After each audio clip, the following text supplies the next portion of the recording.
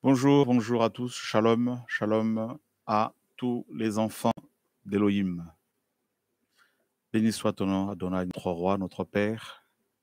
Tu es fidèle, tu es vrai, tu es vivant, tu règnes, Seigneur. Merci pour ta parole. Béni sois-tu, d'âge en âge, au nom de Yeshua, notre Sauveur. Amen. Nous sommes en direct sur TV et Radio de Vie. Il est 14h52 ici à Paris. Et nous sommes vendredi 12 mars 2021. Alors, on va parler sur l'interprétation des Écritures. Et voilà, qu'est-ce qu'on peut apprendre de l'interprétation? Qu'est-ce qu'on entend par là? Voilà, shalom, shalom à tout le monde, à tous les enfants du Sauveur Yeshua Mashiach. Gloire au Seigneur, que le nom du Mashiach soit élevé. Alors, les Écritures, nous avons besoin de comprendre cette parole du Seigneur, car elle est, mes amis, indispensable à notre vie, à notre marche chrétienne, et elle est vitale, elle est vivante, elle est, Seigneur, cette parole elle est vivante, elle est vraiment glorieuse, et nous avons vraiment besoin de la comprendre, de la saisir, de comprendre le sens des Écritures. Alors, on va tous ensemble aller voir un peu quelques passages ici et là qui nous parlent justement de l'interprétation des Écritures. Qu'est-ce que le Seigneur veut véritablement nous dire? Gloire au Seigneur. Alors, sans plus tarder, nous allons prendre cette parole qui se trouve dans le livre des Actes des Apôtres au chapitre 8. Actes chapitre 8 à partir du verset 26.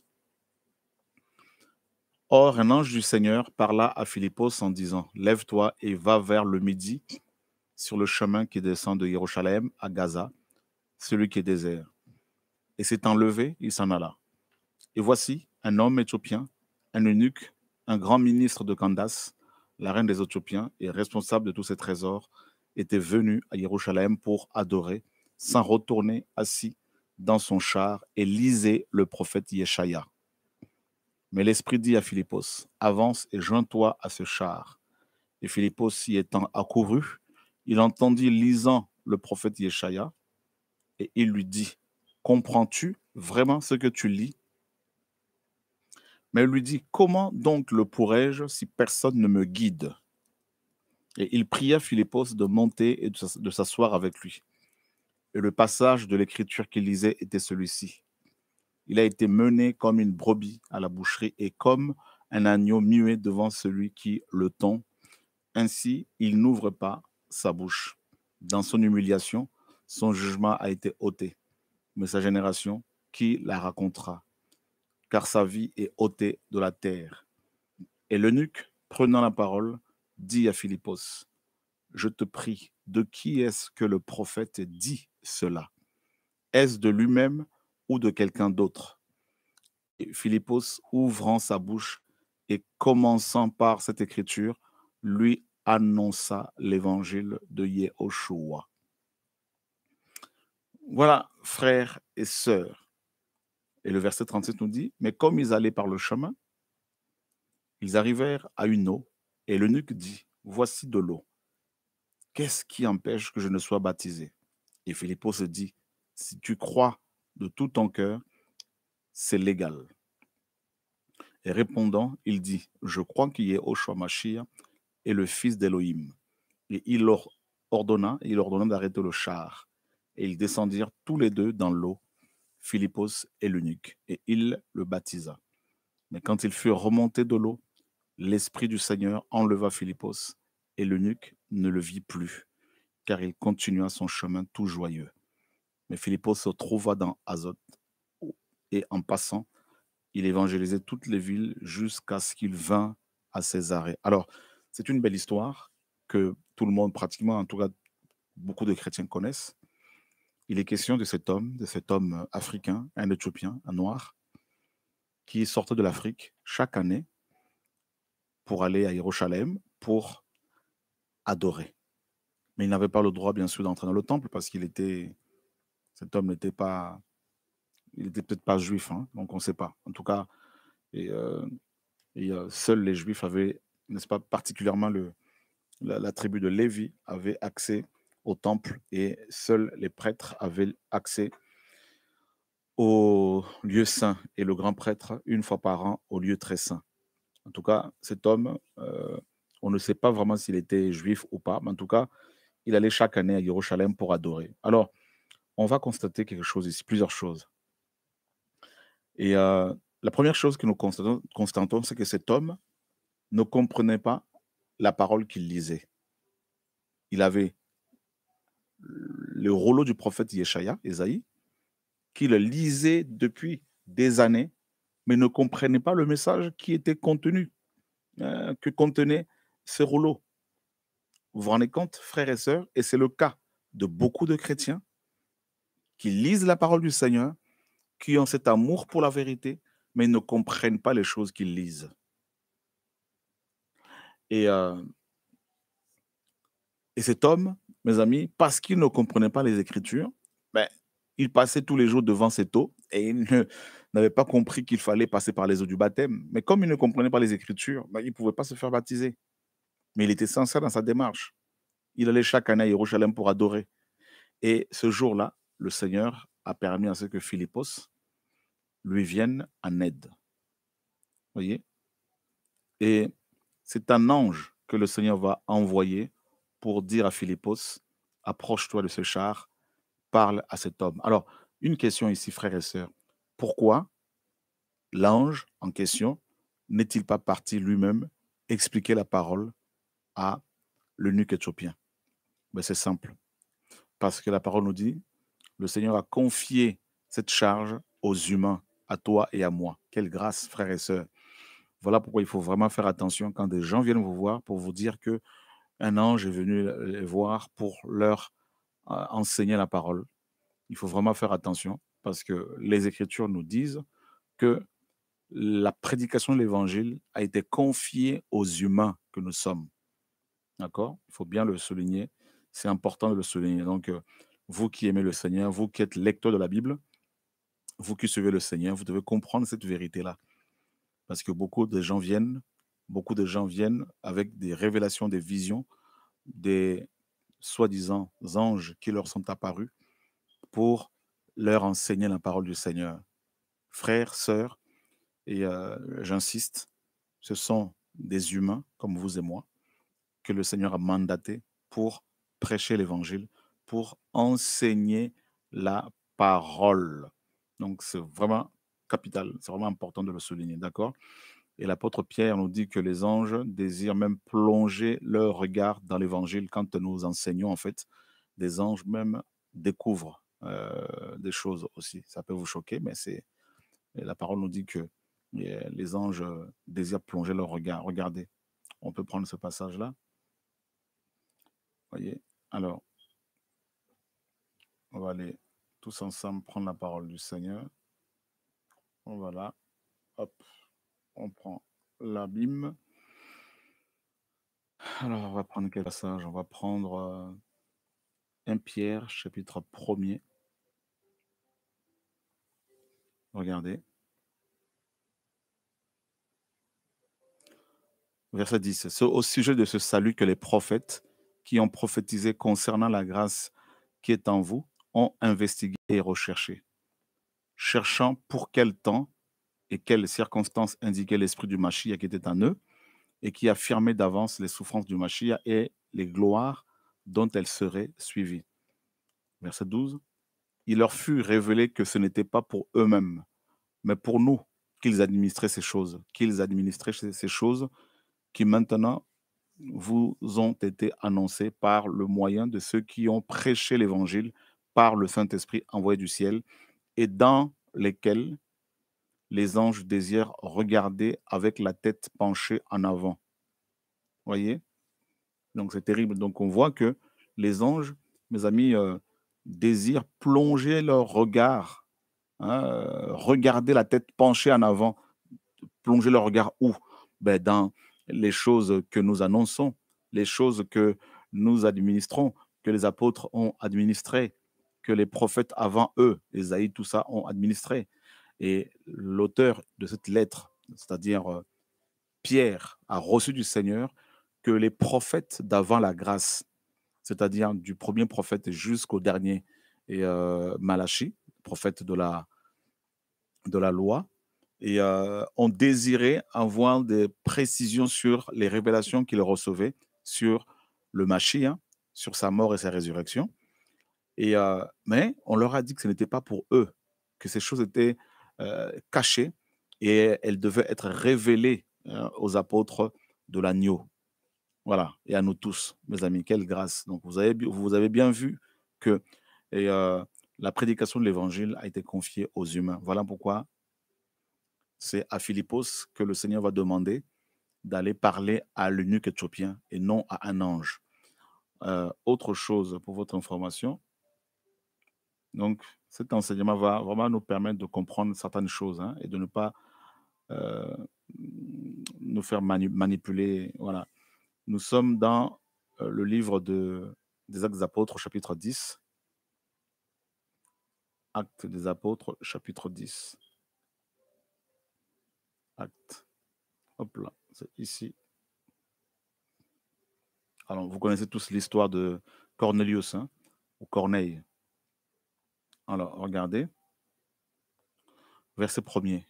Mais il y avait à Césarée un homme du nom de Cornelius, officier de l'armée romaine d'une cohorte appelée italienne.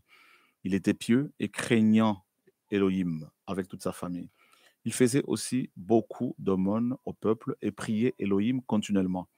Vers la 9e heure du jour, il vit clairement dans une vision un ange d'Elohim qui entra chez lui et qui lui dit Cornelius. Et celui-ci, ayant les yeux fixés sur lui et tout effrayé, dit Qu'y a-t-il, Seigneur? Et il lui dit Tes prières et tes aumônes sont montées devant Elohim et il s'en est souvenu. Et maintenant, envoie des hommes à Jopé et fais venir Shimon, qui est surnommé Pétros. Il loge chez un certain Shimon, corroyeur, dont la maison est près de la mer. C'est lui qui te dira ce qu'il faut que tu fasses. Vous vous rendez compte? Et euh, dès que l'ange qui lui parlait fut parti, Cornelius appela deux de ses domestiques et un soldat craignant Elohim d'entre ceux qui se tenaient près de lui. Et après leur avoir tout raconté, il les envoya à Jopé. Donc ils vont partir à Jopé chercher Pierre, tout ça, et regarder. Et ensuite,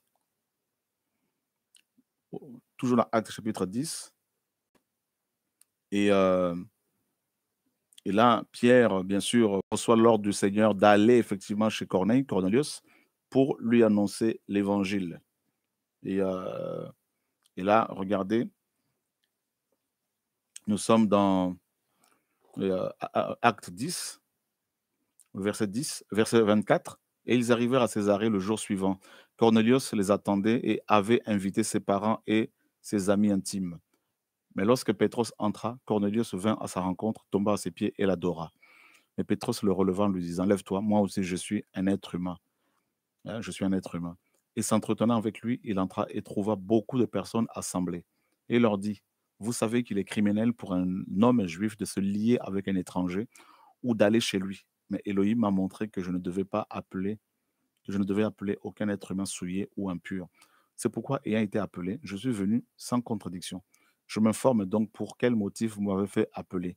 Et Cornelius lui dit, il y a 4 jours, jusqu'à cette heure-ci, j'étais en jeûne. Et à la 9e heure, je priais dans ma maison. Et tout à coup, un homme vêtu d'un habit resplendissant se présenta devant moi et me dit, Cornelius, ta prière est exaucée. Et Elohim s'est souvenu de tes aumônes. Envoie donc quelqu'un à Jopé et convoque Shimon, surnommé Pétros. Il loge dans la maison de Shimon, le courailleur, près de la mer. Quand il sera venu, il te parlera. À l'instant donc, j'ai envoyé quelqu'un vers toi et tu as bien fait de venir. Maintenant donc, nous sommes tous présents devant Elohim pour entendre toutes les choses qui t'ont été ordonnées par Elohim. Voyez? Mais Pétros ouvrant la bouche et dit, en vérité, je comprends qu'Elohim n'a pas égard hein, à l'apparence des personnes, mais qu'en toute nation, celui qui le craint et qui pratique la justice est accepté par lui. Telle est la parole qu'il a envoyée aux fils d'Israël, leur prêchant l'évangile de la paix par Yeshua Mashiach, qui est le Seigneur de tous. Donc, voyez comment Pétros va maintenant annoncer l'évangile et le Saint-Esprit va tomber sur tous ces gens-là. Le verset 44 nous dit, comme Pétros prononçait encore ce discours, le Saint-Esprit le Saint-Esprit tomba sur tous ceux qui écoutaient la parole. Donc, vous voyez, donc la prédication de la parole, l'enseignement de la parole a été confié aux humains. Bien sûr, l'Esprit est le premier enseignant, le Saint-Esprit, donc le Seigneur lui-même, mais il a aussi confié la charge d'enseigner la parole, d'expliquer la parole aux humains. Voilà. Et que nous sommes, vous et moi. Donc voilà pourquoi, mes amis, il faut vraiment qu'on fasse donc attention à des gens qui viennent nous voir, qui viennent vous voir pour vous dire qu'ils ont eu des visions, des songes, et que des anges leur sont apparus pour leur enseigner la parole. Voilà, qu'ils ont reçu ces enseignements par révélation. Donc il faut vraiment faire très attention parce que, oula, c'est chaud, c'est chaud. Voilà. D'accord. Donc je pense que là-dessus, les choses sont clairement posées. Et, et voilà, d'accord, vous avez compris ces choses-là. Autre chose par rapport à l'interprétation de la parole. Il y a 3 choses que vous devez savoir, c'est important. Donc la première, il y a plusieurs choses, hein, mais par rapport à l'interprétation de la parole, il y a plusieurs choses à savoir et notamment 3. Donc et il y a d'abord la révélation, d'accord? La révélation, la révélation. Alors, il faut que vous compreniez que la révélation, vient du grec, apocalypsis, qui lui-même vient du verbe apocalypto, qui veut dire dévoiler, révéler.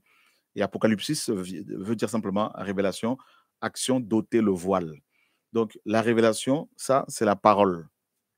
Hein. La révélation égale la parole. La parole égale la révélation. Ça, c'est la première des choses à savoir. Donc personne ne doit venir vous voir pour vous dire qu'ils ont, qu'en méditant la parole, ils ont reçu des révélations. Non, quand on médite la parole, nous ne recevons pas de révélation parce que la parole est déjà la révélation. D'accord. Voilà. Et ça, vous devez vraiment, vraiment le comprendre. Donc, la révélation, la parole est la révélation. Donc, il n'y a pas de nouvelle révélation par rapport à la parole. Et ça, il faut vraiment que vous le compreniez parce que c'est salutaire. Prenons par exemple euh, Éphésiens chapitre 3, verset 1er. C'est pour cela que moi, Paulos, le prisonnier du Mashiach Yeshua pour vous, les nations. Si toutefois vous avez appris quelle est l'administration de la grâce d'Élohim qui m'a été donnée pour vous, c'est par révélation qu'il m'a fait connaître ce mystère, ainsi que je l'ai écrit ci-dessus en peu de mots. Par où, en lisant, vous pouvez comprendre mon intelligence du mystère du Mashiach, lequel n'a pas été porté à la connaissance des fils des humains dans les autres générations, comme il a été révélé maintenant par l'Esprit à ses saints apôtres et prophètes. Que les nations sont co-héritiers et membres du même corps et participantes de sa promesse dans le Mashiach par le moyen de l'évangile dont j'ai été fait serviteur, selon le don de la grâce d'Élohim qui m'a été donné, selon l'efficacité de sa puissance. Voilà. Donc, et ensuite, plus loin, il dit, cette grâce m'a été donnée à moi qui suis plus bas que le plus inférieur de tous les saints pour annoncer parmi les nations la richesse incompréhensible du Mashiach et pour mettre en évidence devant tous quelle est la communion du mystère qui est caché, qui était caché de tout âge en Elohim, qui a été, hein, qui a créé toutes les choses par le moyen du Mashiach Yeshua. Voilà. Donc là, on apprend que les révélations que Paul a reçues, ben, il les a, comment dire, consignées, hein, il les a écrites. Voilà. Et donc, la révélation égale la parole. La parole, c'est la révélation par excellence. Donc, ne l'oubliez jamais. Et cette révélation, elle est complète. Donc, plus personne ne doit venir pour compléter la parole du Seigneur. Elle est, mes amis, complète. Elle a été révélée de manière parfaite. Et la révélation, elle est parfaite parce que la parole du Seigneur est parfaite. D'accord. Regardez par exemple dans Jude, Jude, chapitre 1er, et nous lisons au verset 3. Bien-aimé, je l'ai fait en toute hâte en vous écrivant au sujet de notre salut commun. Je me suis trouvé dans la nécessité de vous écrire afin de vous exhorter à combattre pour la foi qui a été donnée une fois pour toutes aux saints. Vous voyez, la foi, donc c'est l'évangile ici, hein, donc foi, évangile, révélation. D'accord. On nous dit que la foi a été donnée comment? Une fois pour toutes aux saints. Voilà. Donc la révélation est complète. D'accord. Voilà. La révélation, elle est parfaite. Et Paulos, dans Galates 1, qu'est-ce qu'il dit? Il dit, il dit ceci. Et verset 6. Je m'étonne que vous vous détourniez si rapidement de celui qui vous a appelé par la grâce du Mashiach pour un autre évangile. Non qu'il y en ait un autre, mais il y a des gens qui vous troublent et qui veulent renverser l'évangile du Mashiach. Mais si nous-mêmes, ou un ange du ciel, vous prêche un évangile que celui que nous vous avons prêché, qu'il soit anathème. Comme nous l'avons déjà dit, je le dis encore maintenant. Si quelqu'un vous prêche un autre évangile que celui que vous avez reçu, qu'il soit anathème. Donc Paul nous dit que l'évangile qu'il a reçu est tellement vrai, tellement pur, tellement parfait que même si un ange du ciel, il ne parle pas des démons, il dit même si un ange du ciel annonçait un évangile qui ne cadrait pas avec l'évangile que Paul a prêché, Paul, Pierre, Jacques et Jean, qu'il soit anathème.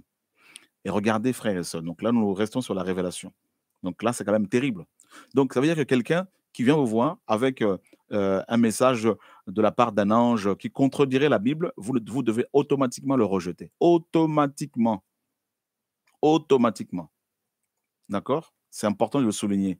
Donc, la parole est déjà la révélation. La parole, la Bible, la parole du Seigneur, qui se trouve dans la Bible, est déjà la révélation. Hmm? D'accord? Donc, il faut que vous compreniez cela parce que s'il y a autant de sectes, autant de déviations, c'est parce que chacun vient avec sa révélation reçue de la part d'un ange dans une vision, dans un songe. Et, euh, et voilà comment il y a tout ce désordre-là. D'accord? Donc, j'insiste là-dessus. La révélation, c'est la parole, c'est la révélation.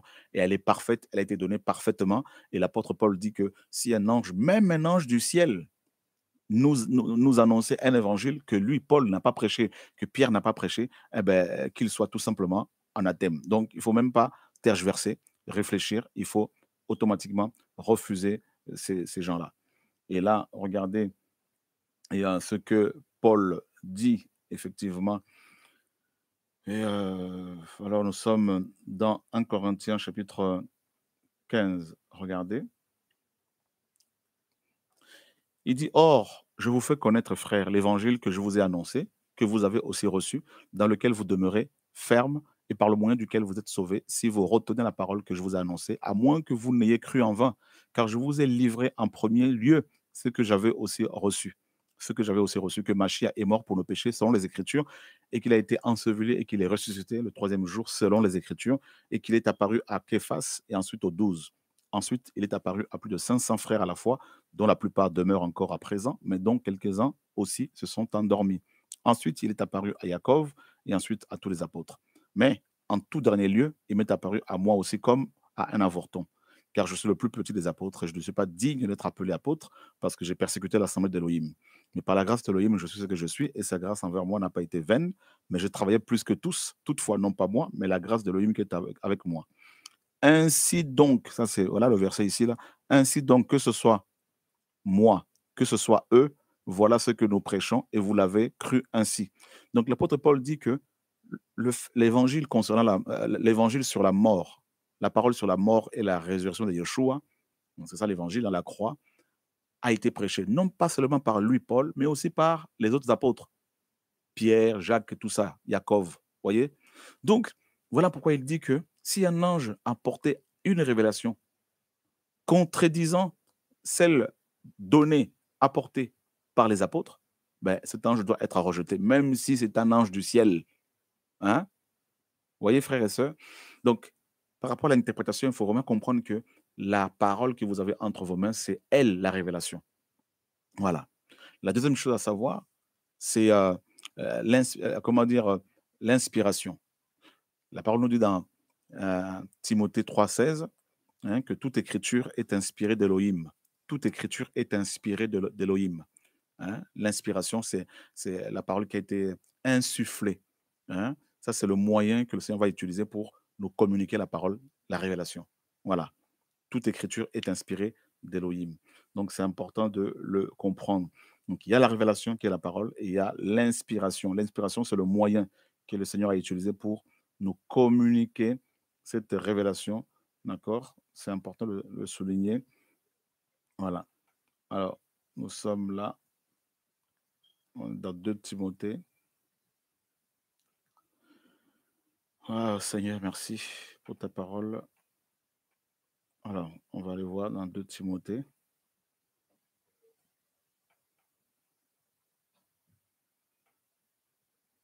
chapitre 3, verset 16. Toute écriture est inspirée d'Élohim et utile pour enseigner, pour convaincre, pour corriger et pour instruire selon la justice, afin que l'homme d'Élohim soit complet, accompli pour toute bonne œuvre. Donc, la deuxième chose, c'est l'inspiration des Écritures. Voilà, l'inspiration, c'est, comment dire, l'inspiration est aussi parfaite. Le Seigneur a inspiré la parole de manière parfaite. Donc, dans les textes d'origine, hein, dans les originaux, là, il n'y avait aucune erreur. D'accord? Parce que la parole est parfaite et l'inspiration est parfaite. Et la troisième chose maintenant, c'est euh, l'illumination. L'illumination. L'illumination. Voilà. Illuminer. Voilà. Et là, on retrouve ça dans Éphésiens chapitre 1er. Éphésiens 1, regarde le verset 18. Paul dit quoi?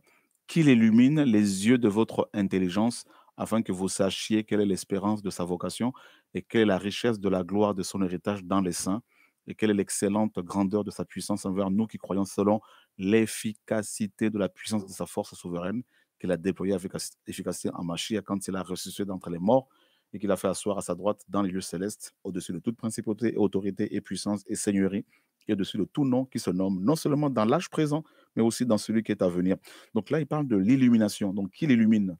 Voilà. Ici, c'est le verbe, c'est le mot grec photizo qui veut dire rendre évident. En fait, ça, c'est la troisième chose à connaître, hein, à savoir par rapport à l'interprétation, par rapport à la parole. Et donc, la première chose, c'est la révélation. La révélation égale la parole. Voilà. La deuxième chose, c'est l'inspiration. Ça, c'est le moyen que le Seigneur a utilisé pour nous communiquer la révélation qui est la parole. La troisième chose, à savoir, c'est l'illumination, c'est-à-dire rendre évident. L'illumination, par contre, n'est pas, mes amis, parfaite. Elle peut être imparfaite. Et en fait, quand nous lisons la Bible et que nous découvrons des choses, eh ben, nous sommes, comment dire, illuminés. C'est-à-dire, l'illumination que le Seigneur utilise nous permet de comprendre la révélation qui est la parole. Voilà. Et malheureusement, beaucoup, quand ils lisent un passage et qu'ils sont éclairés, ils vont dire: ah, quelle révélation! Ah, quelle révélation! Non, ce n'est pas la révélation parce que la révélation, elle est cette parole-là. C'est l'illumination que tu as eue. Maintenant, il faudrait faire attention parce que cette illumination peut être aussi de l'ennemi. Ça peut être aussi de la chair. Et là, quand c'est comme ça, ben, on tord la parole. Je vais prendre par exemple une fausse illumination. Et je vais prendre cette parole, par exemple, et, euh, et une fausse compréhension, interprétation de la parole. Voilà. Alors, et, je prends par exemple 1 Timothée chapitre 5, par exemple, et le verset 9, 9 et 10. Qu'on inscrive une veuve qui n'ait pas moins de 60 ans, femme d'un seul mari, ayant le témoignage de ses bonnes œuvres, si elle a bien élevé ses enfants, si elle a exercé l'hospitalité, si elle a lavé les pieds des saints. Donc on s'arrête là, laver les pieds des saints, les pieds de saints. Alors quelqu'un qui lit ces paroles, il peut dire: waouh, j'ai reçu une révélation. Oh, quelle révélation je viens de recevoir là. Il faut absolument qu'on commence à laver les pieds des saints. Et c'est ce qui se passe dans beaucoup d'églises, hein. Les gens se lavent les pieds. Et là, les gens disent: «Quelle révélation! On a lu ça dans la Bible, c'est la révélation qu'on a reçue». Non, ce n'est pas la révélation. Ce n'est pas la révélation parce que c'est la parole, la révélation.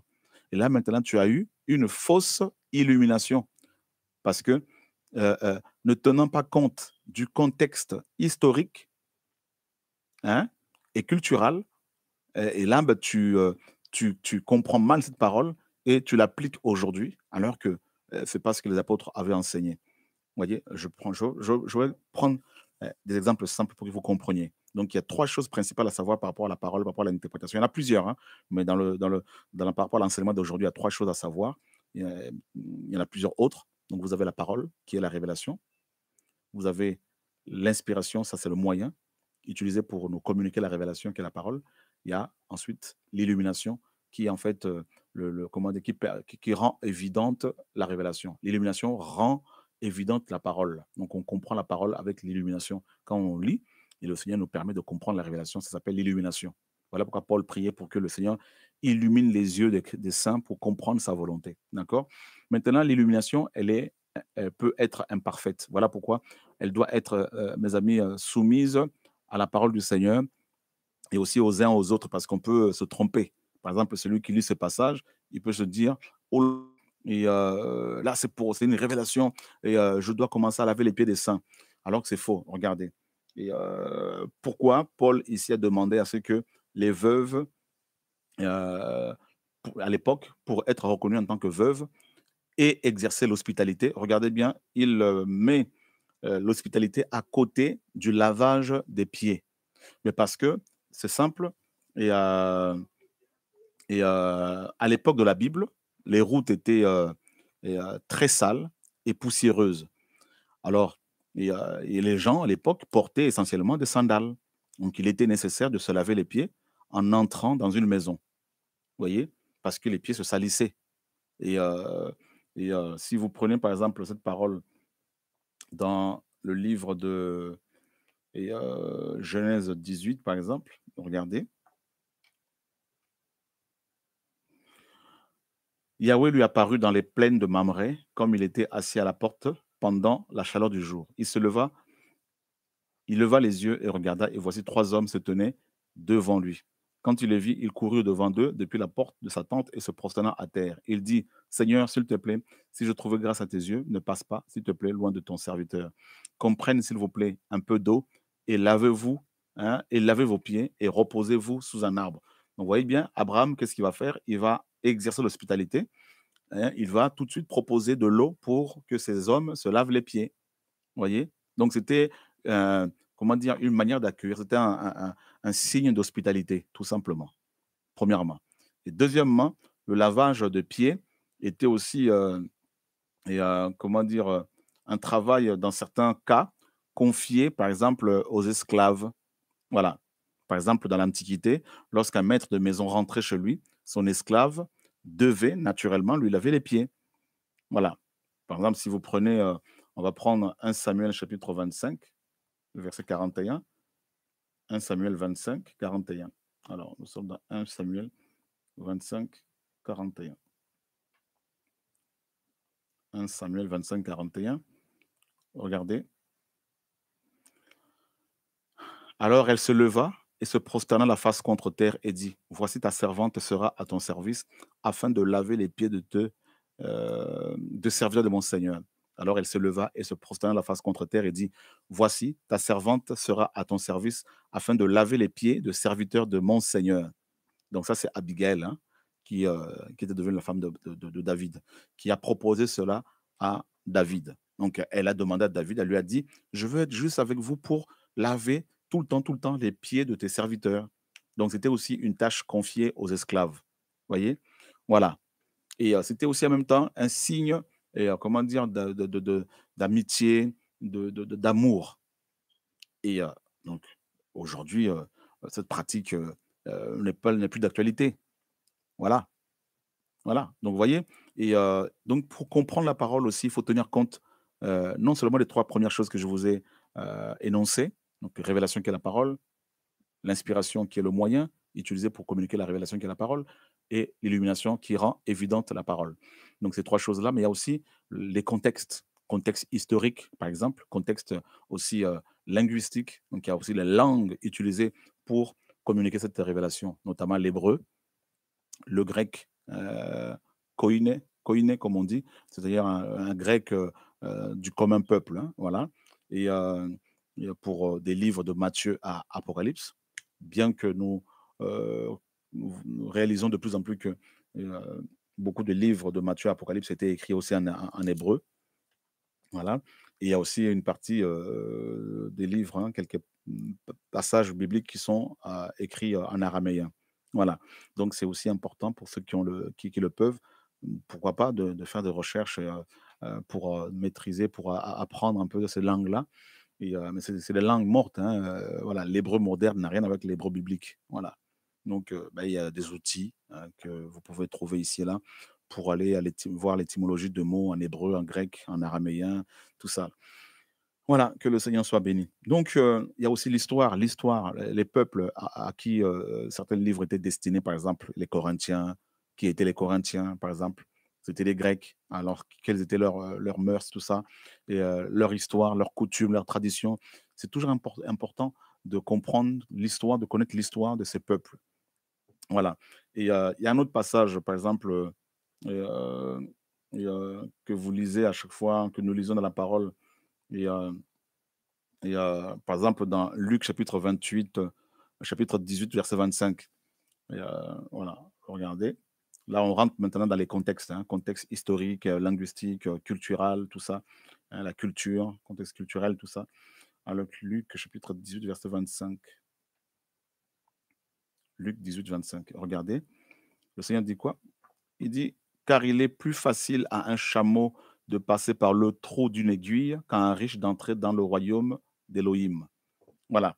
Donc vous allez voir que le trou d'une aiguille, par exemple, alors, si vous lisez ce passage-là et si vous n'avez pas, le contexte historique, vous allez croire que il est question de l'aiguille, des couturiers des couturiers, couturières, voyez? Alors que ce n'est pas le cas. Ce n'est pas le cas. Ce n'est pas de cette aiguille-là dont il est question, vous voyez? Alors, mmh, si on connaît un peu l'histoire, on va se rendre compte que et bah, comment dire? Le trou d'une aiguille est une, appellation ou c'est le nom en fait, d'une porte de la ville de Jérusalem qui était trop basse pour que les chameaux puissent y passer avec leurs chargements, leurs marchandises. Voilà, donc c'était, un passage qui était vraiment trop bas, à Jérusalem. Jérusalem, était une ville ayant plusieurs portes. Je parle de la vieille ville, hein et il y avait un passage justement qui a été souvent ouvert selon les historiens, certains jours de Shabbat et pour, faire rentrer, les chameaux avec leurs marchandises. Alors les chameaux pour passer par ce trou-là devaient, se baisser et tout ça et ils passaient par là, mais difficilement. Voilà. Donc vous voyez, celui qui n'a quelqu'un qui lit ce passage et qui ne connaît pas l'histoire de ce passage, bah, il va croire que on parle d'une autre aiguille et la personne peut faire tout un enseignement là-dessus, erroné et induire ainsi des milliers de personnes, mes amis, à l'erreur. Voyez? Les induire à l'erreur, tout ça, les traîner dans son erreur. Voilà pourquoi il faut vraiment faire attention. On a besoin d'avoir, un certain nombre de bases pour comprendre la parole. Alors, bien sûr et pour comprendre la parole, nous avons d'abord besoin de la prière de Yeshua, du Saint-Esprit qui est le meilleur enseignant. Il faut d'abord prier et être en relation avec le Seigneur. Sachez que cette parole a été inspirée par le Saint-Esprit et pour la comprendre, bah, il faut naturellement être en relation avec lui. Naturellement, parce que l'homme animal, nous dit Paul dans 1 Corinthiens 2, ne comprend pas les choses de l'esprit.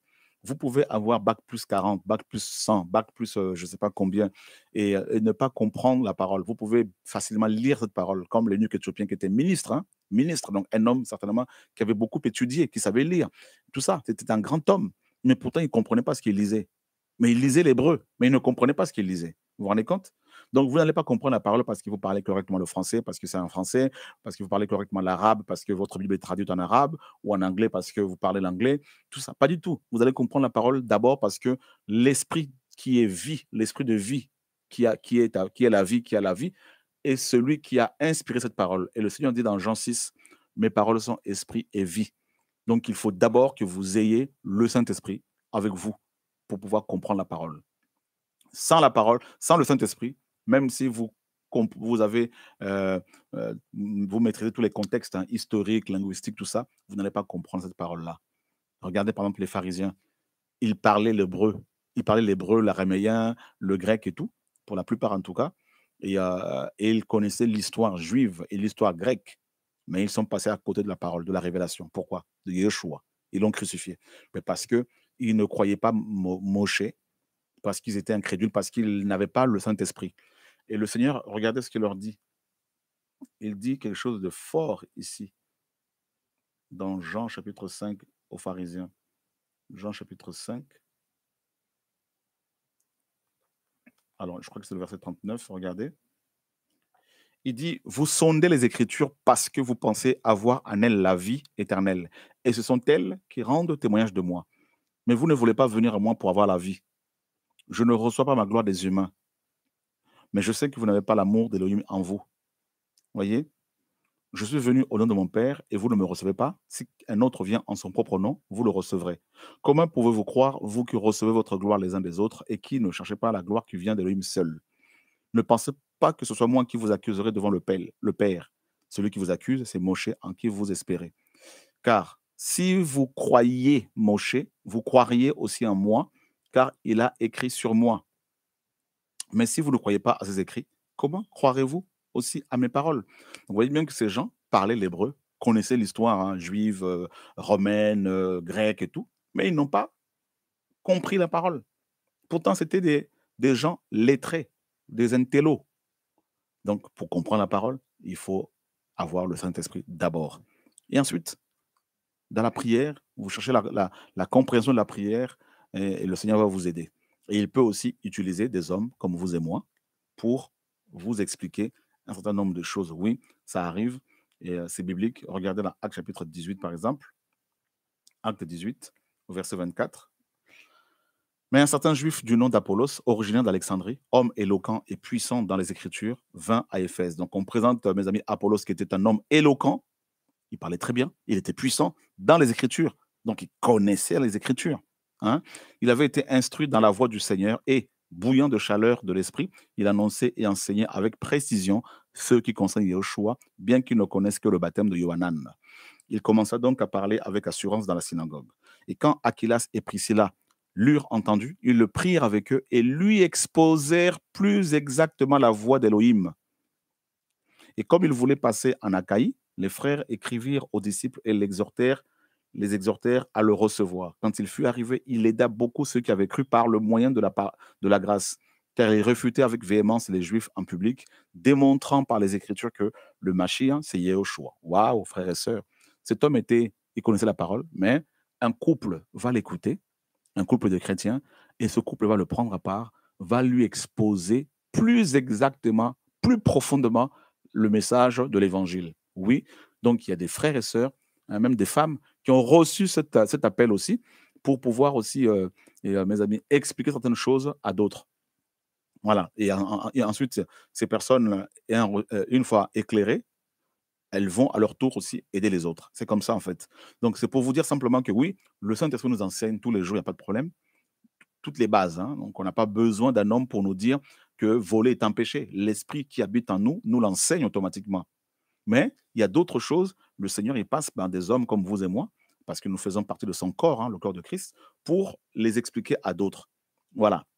Et par exemple, le Seigneur lui-même, si vous prenez Luc chapitre 24, regardez le verset et, 27, et commençant par Moshe et par tous les prophètes, il leur expliquait dans toutes les Écritures ce qui le concernait. Et le verbe, je viens de le changer là, c'est donc expliquer, c'est aussi interpréter. Voilà. Donc voilà. Alors, il va leur interpréter, frères et sœurs, les Écritures. Vous voyez, il va commencer par Moshe. Et attendez, on va le reprendre là. Luc chapitre 24, Lucas 24. Voilà, 27. Et commença par Moshe et par tous les prophètes, il leur interpréta dans toutes les Écritures ce qui le concernait. Donc le Seigneur, en tant qu'homme, va interpréter les Écritures pour que ses disciples les comprennent. Voilà.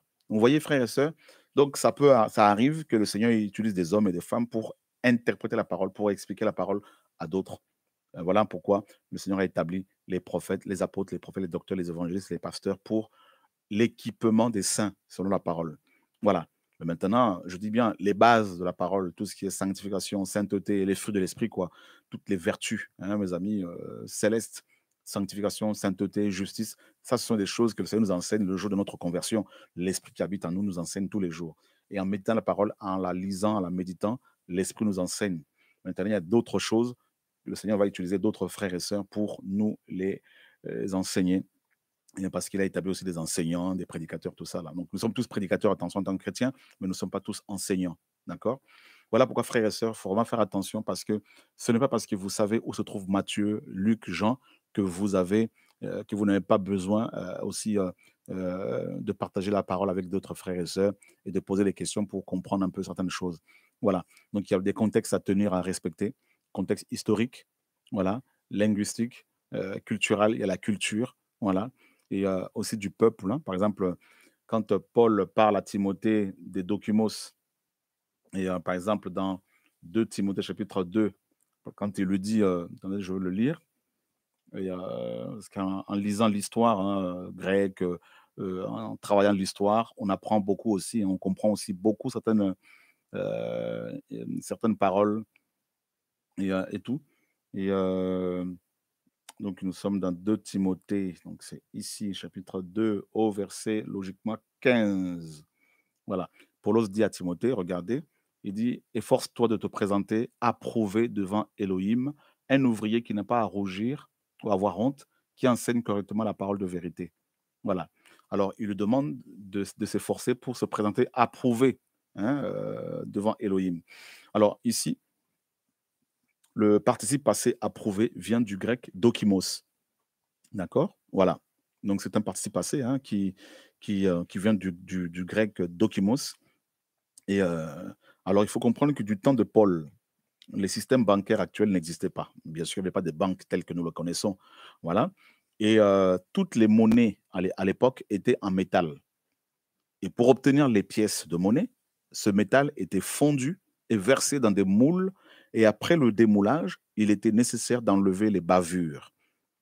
Et à cette époque, mes amis, pour votre information, il y avait de nombreuses personnes qui grattaient ces pièces pour récupérer le surplus de métal et même davantage, ce qui faussait le poids de la monnaie.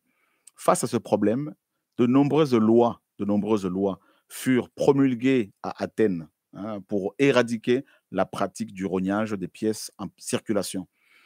Et à cette époque, toujours, il existait quelques changeurs de monnaie intègres qui ne mettaient en circulation que des pièces au bon poids.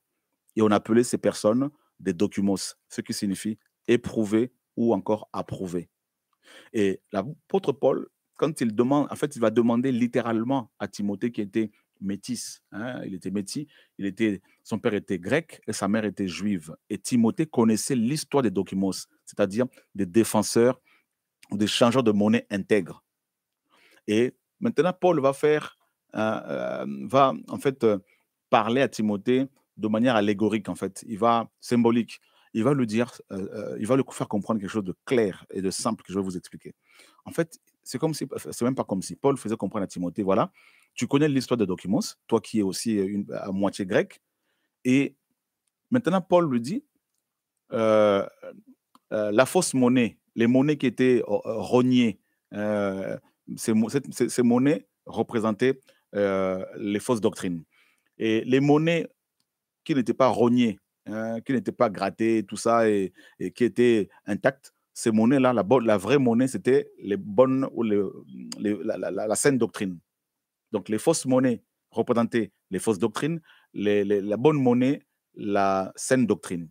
Et les changeurs de monnaie malhonnêtes, les faux docteurs, les faux prophètes, qui égaraient les gens à l'époque, c'est toujours le cas aujourd'hui, et les documos, qui étaient les changeurs de monnaie intègres, représentaient les défenseurs de la saine doctrine. Et l'apôtre Paul demandait à Timothée d'être un documos, un défenseur de la saine doctrine, comme les changeurs de monnaie intègres. Et l'apôtre Paul le faisait comprendre qu'à cette époque, il y avait en circulation beaucoup de fausses doctrines, et il fallait que Timothée maintenant se lève comme un véritable document pour défendre la saine doctrine. Voyez. Et d'ailleurs, c'est ce que lui dit dans 1 Timothée chapitre 3, chapitre 1er, pardon. Regardez, nous sommes dans 1 Timothée 1, au verset 3. Il lui dit quoi? Je te prie, comme je l'ai fait en partant pour la Macédoine, de rester à Éphèse afin d'ordonner à certaines personnes de ne pas enseigner d'autres doctrines et de ne pas s'attacher à des fables et à des généalogies sans fin qui produisent des débats plutôt que l'action de construire en Elohim par la foi. Donc, vous voyez, donc à cette époque, il y avait tellement de fausses doctrines, C'est toujours le cas, hein, il y en a encore plus aujourd'hui. Et ces fausses doctrines étaient comparées comme les fausses monnaies ou la fausse monnaie, et la saine doctrine était comparée comme la bonne monnaie. Il fallait que Timothée maintenant mette en circulation la saine doctrine. Vous voyez, frères et sœurs? Donc, en étudiant l'histoire des documents, l'histoire grecque, ben, on apprend beaucoup de choses. Donc, un simple verset comme ça, un verset qui peut paraître simple, comme par exemple ce verset-là, et, de 2 Timothée 2,15, approuvé. Et en étudiant ce mot-là, on apprend beaucoup sur l'histoire de Documos. Vous voyez? Donc, voilà pourquoi, pour avoir une bonne interprétation de la parole, il faut, mes amis, d'abord avoir le Saint-Esprit. Il faut aussi ne pas oublier que la parole, c'est la révélation, qu'il n'y a pas de nouvelles révélations, que l'inspiration c'est le moyen que le Seigneur a utilisé pour nous communiquer la parole, et cette inspiration est parfaite, et que personne ne vous dise que la parole du Seigneur a été inspirée de manière erronée, et que la troisième chose qu'on a vue, hein, c'est la troisième chose qu'on a vue, c'est l'illumination. C'est-à-dire quand on lit la parole, on reçoit des éclairages. Ce ne sont pas des révélations, mais des illuminations. Et l'illumination peut être faillible. Et voilà. Et en même temps, il faut tenir compte des contextes. Voilà. Quand on peut, et on peut, mes amis, aussi étudier l'histoire et les langues utilisées pour nous communiquer la parole. Alors, et beaucoup de gens nous disent, par exemple, que la Bible est culturellement conditionnée. Hein, beaucoup vont vous dire: «Oui, mais la Bible, elle est conditionnée, elle est conditionnée par la culture, orientale, parce que la première église était totalement juive, tout ça, et puis, la culture occidentale parce que des lettres étaient aussi, adressées aux Européens, comme la lettre de Paul, les épîtres de Paul, aux Corinthiens, par exemple, qui étaient des Européens, des Grecs». Alors ils vont vous dire: «Oui, mais, nous, on veut un Dieu noir», parce que, ou d'autres encore vont vous dire: «Ben, nous, on veut un Dieu pour les Arabes, d'autres pour les Chinois», tout ça parce que, selon eux, l'Élohim de la Bible, ne les concerne pas. Parce qu'il est conditionné par la culture, comment dire, occidentale et orientale. Frères et sœurs, c'est faux. Le Seigneur n'est pas conditionné par, les cultures humaines, pas du tout. D'accord? Je vais, il y a un exemple que je peux prendre, et pour que vous compreniez que c'est complètement faux. Par exemple, l'algèbre, hein, l'algèbre. L'algèbre a été inventée au 9e siècle à Bagdad, d'accord? L'algèbre, donc les maths, hein, et l'algèbre a été inventée au 9e siècle après Jésus-Christ à Bagdad.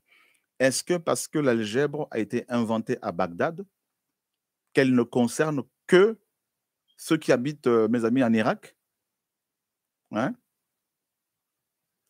Est-ce que parce que l'algèbre a été inventée à Bagdad, que cela signifie que les vérités et les principes de cette branche des mathématiques ne se limitent qu'à cette époque et à ce lieu? Mais bien évidemment que non. Et bien, le même principe s'applique aux vérités de la parole du Seigneur. Bien que la parole a été écrite il y a longtemps dans des cultures très différentes des nôtres aujourd'hui, mais les vérités qu'elles contiennent sont aussi, mes amis, véridiques, pertinentes pour nous, hein, tout comme elles l'étaient, et pour les premiers destinataires. Vous voyez? Donc que personne ne vous dise: «Bah oui, mais c'est que pour les blancs, tout ça». Non, pas du tout. Le Seigneur, mes amis, n'est ni blanc, ni juif, ni grec, non, ni Yahushua en tant que Elohim, n'est ni blanc, ni noir, ni juif, ni grec. Yahushua en tant qu'homme, il était totalement, bien sûr, juif. Voilà. Mais cela ne veut pas dire que la parole est conditionnée par la culture juive et que cela ne concerne pas les autres et que chaque peuple doit avoir son Elohim. Non, il y a un seul véritable Elohim qui, mes amis, a été, qui est venu sur terre pour nous sauver. Et celui qui veut, mes amis, aller au ciel, il doit passer par lui, par Yehoshua. Voilà, il est vraiment le sauveur du monde. Donc que personne ne vous dise que la Bible ne vous concerne pas, ne concerne que le peuple à qui, mes amis, ces révélations avaient été données. Voilà. Donc, et si les gens vous parlent comme ça, dites-leur, eh ben, dans ce cas-là, pourquoi vous croyez aux maths? Parce que les maths, mes amis, ont été inventées, notamment l'algèbre à Bagdad. Dans ce cas-là, il ne faut plus croire en cette discipline mathématique. Donc, vous voyez bien que si l'on veut véritablement, mes amis, faire dire la Bible n'importe quoi, ben, on peut le faire. tout en tordant la parole, comme Pierre le dit. On tord la parole, beaucoup tordent la parole du Seigneur pour créer leur propre, mes amis, vision, leur propre projet. Donc, il faut vraiment faire attention. Par exemple, il y a d'autres choses. Hein.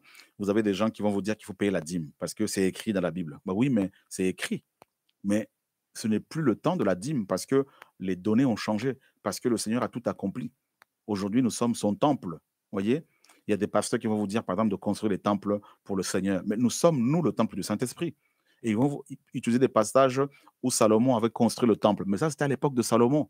Et Yehoshua est venu et il a bâti sa maison et c'est nous qui sommes sa maison.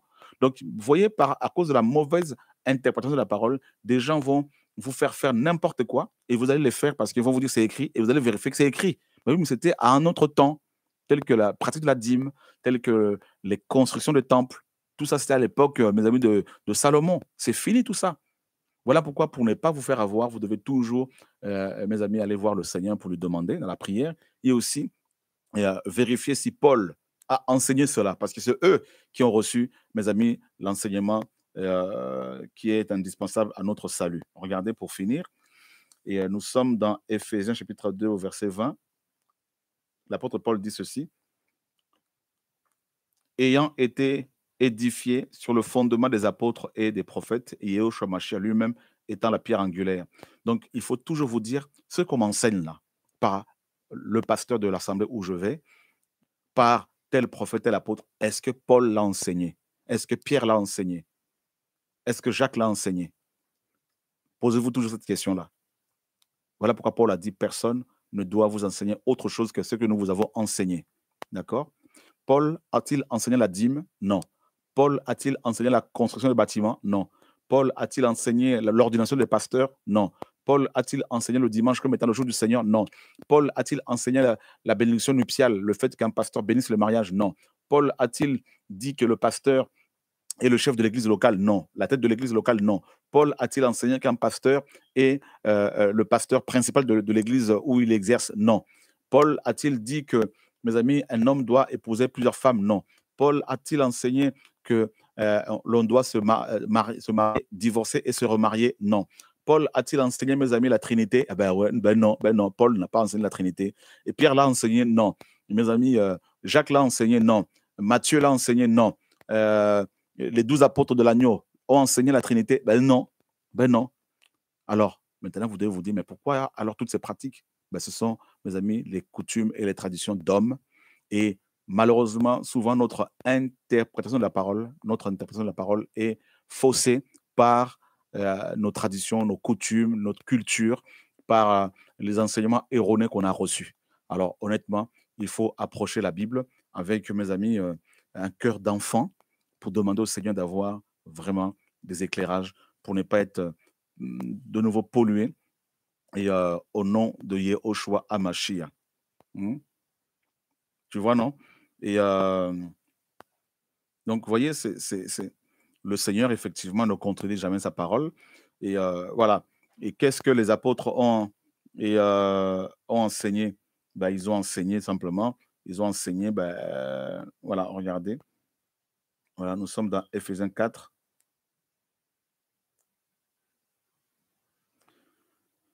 Oh Seigneur, merci. Éphésiens 4. Je vous prie donc, moi le prisonnier dans le Seigneur, à marcher d'une manière digne de la vocation à laquelle vous avez été appelés, avec toute humilité et douceur, avec patience, vous supportant les uns les autres dans l'amour, vous efforçant de garder l'unité de l'esprit dans le lien de la paix. Vous efforçant de garder l'unité de l'esprit dans le lien de la paix. Un seul corps et un seul esprit, comme aussi vous êtes appelés à une seule espérance par votre vocation. Un seul Seigneur, une seule foi, un seul baptême, le baptême du Saint-Esprit. Un seul Père et un seul Elohim est Père de tous, qui est au-dessus de tous, parmi tous et en vous tous. Combien d'Elohim? Un seul, et pas trois en un, comme ce produit de la vaisselle. Voilà. Voyez? Voilà, mes amis. Un seul créateur, un seul Père, un seul Elohim, et pas plusieurs, un seul à chaque fois. Donc, ils ont enseigné beaucoup de choses. Maintenant, c'est à vous de vérifier dans les Écritures, comme les Juifs de Bérée. Ils vérifiaient ce que Paul leur enseignait, si c'était la vérité ou pas. Frères et sœurs, l'enseignement le plus important des Écritures, c'est le salut. Le salut, qui est la conséquence de l'amour du Seigneur. Donc, l'amour, en fait, le plus grand enseignement, l'amour. Parce que le Seigneur est amour, parce qu'il nous a aimés, il nous a sauvés. Et il nous sauve, et il nous sauvera. Voyez? Donc, le salut. Voilà pourquoi vous avez vraiment intérêt à comprendre la parole pour votre salut. Et parce que si vous vous laissez manipuler par des gens qui tordent la parole, eh bien, vous allez devenir carrément leurs esclaves. D'accord? Donc, ne cherchez pas des illuminations bizarres. Toute illumination qui n'est pas validée par la parole doit être rejetée. Et pour asseoir une doctrine, il faut plusieurs témoins. Il faut que Pierre ait parlé de cela, Jacques ait parlé de cela, Ésaïe ait parlé de cela, Paul, tout ça. D'accord? Pas un seul témoin. Il faut qu'il y ait plusieurs témoins. Voilà, mes amis. Que le Seigneur vous garde et ne vous improvisez pas docteur de la parole parce que nous serons sévèrement jugés par le Seigneur. Et voilà. Donc, soyez des lecteurs de la parole vous-même, des gens, des hommes et des femmes qui vérifient. D'accord? Voilà.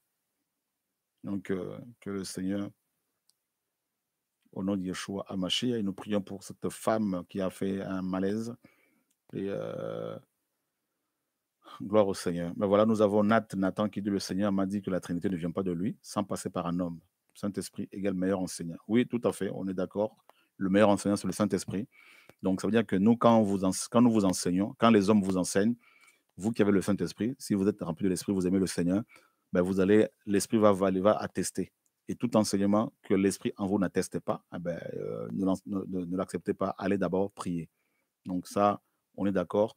Par rapport à la Trinité, il n'y a pas besoin que quelqu'un nous le dise. L'Esprit enseigne à ses enfants. Et il peut aussi passer par des frères et sœurs pour apporter cette connaissance. Donc, il n'y a pas de problème. Mais, toutefois, il l'atteste dans nos cœurs. Voilà. Que la parole enseignée est du Seigneur. Et que le Seigneur vous garde. Et voilà, tout à fait. Donc, vérifiez toujours dans les Écritures ce que vous enseigne. Et voilà, au nom de Yeshua, notre Seigneur. Vous vous rendez compte de tous ces millions qui sont dépensés pour construire des bâtiments avec des briques, alors que c'est nous qui sommes le temple du Saint-Esprit. Voilà, tout simplement parce que la parole a été malheureusement est souvent tordue et mal interprétée. Que le Seigneur vous garde. Au nom de Yeshua, notre Seigneur et Sauveur. À bientôt.